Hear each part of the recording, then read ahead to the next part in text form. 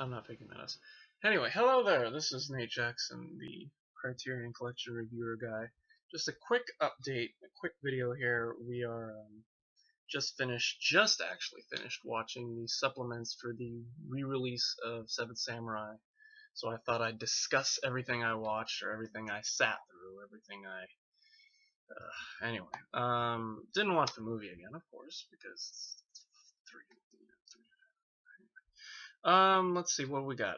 Well, let's see the two commentaries, blah blah blah, theatrical trailers and teasers. I did see those. The original DVD just had one trailer, and it was like the English version or something like that. It was like English vocal dub or something. The other ones were really interesting. They were all Japanese. They had subtitles.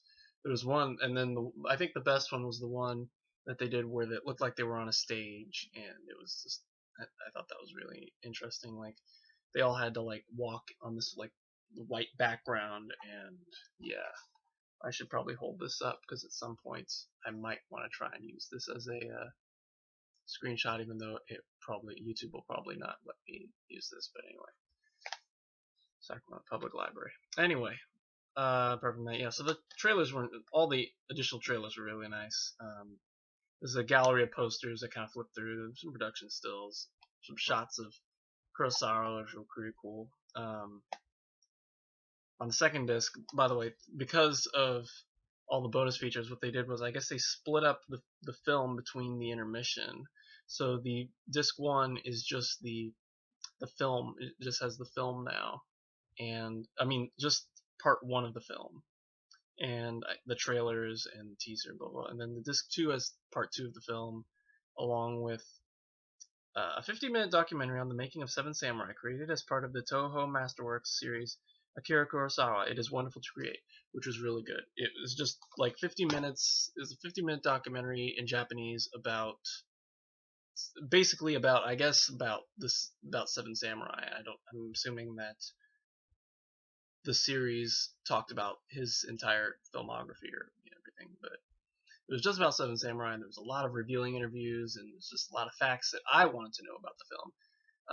Things that I didn't think about the film, like things about filming and the music, how the music was originally scrapped.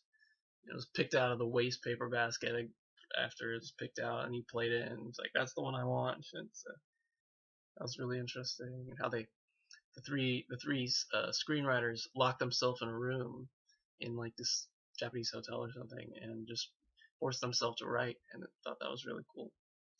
But that's second disc. Third disc, it says the supplements, even though there are supplements on the second disc. Whatever Criterion. My Life in Cinema, a 2-hour video conversation between Akira Kurosawa and Nagisa Oshima from 1993, produced by the Directors Guild of Japan. Christ, was that long. I'm just going to say this right now. Christ, was that long.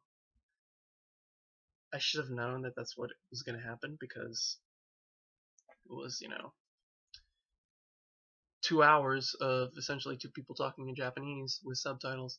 So basically, I just kind of dozed off. Well, I didn't doze off, but I kind of kept getting distracted. And I mean, some of it was interesting. There were a lot of things that Kurosawa was talking about that I found really interesting, especially toward the end where he talked about, advice to script writers, or filmmakers rather. How about that? Filmmakers.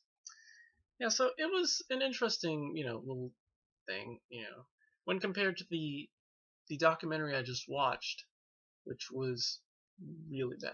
I really didn't like this.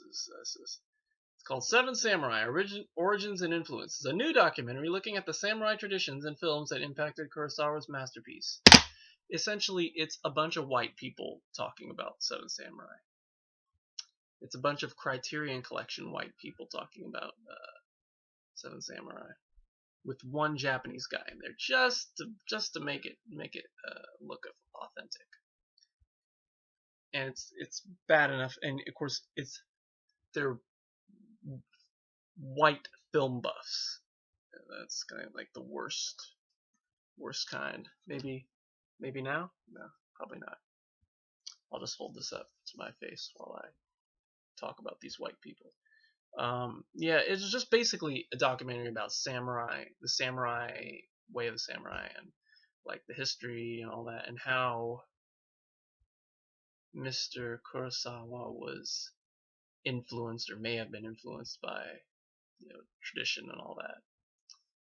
But yeah, I just couldn't get past their voices. They were just so nerdy and they knew exactly what they were talking about. And it's like, there's something about that that I just couldn't get hip to when compared to hearing, you know, watching the Japanese thing about the DVD, about the movie and all that. It's just like, I thought that was really cool.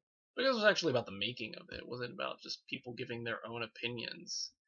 And it's just like, I don't really need that because that's what I'm here for, is to give opinions. So let me do my job for me, if that makes any sense.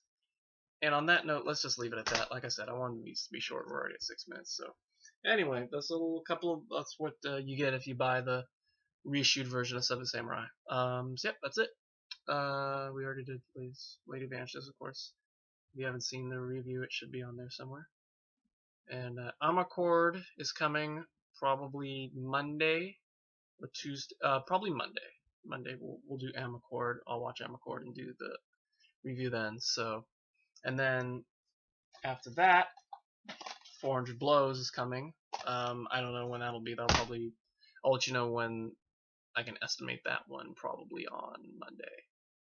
Yeah, we'll probably have it done on Monday or Tuesday. And yeah, that's it. We will talk to you guys on Monday, hopefully. Okay, goodbye.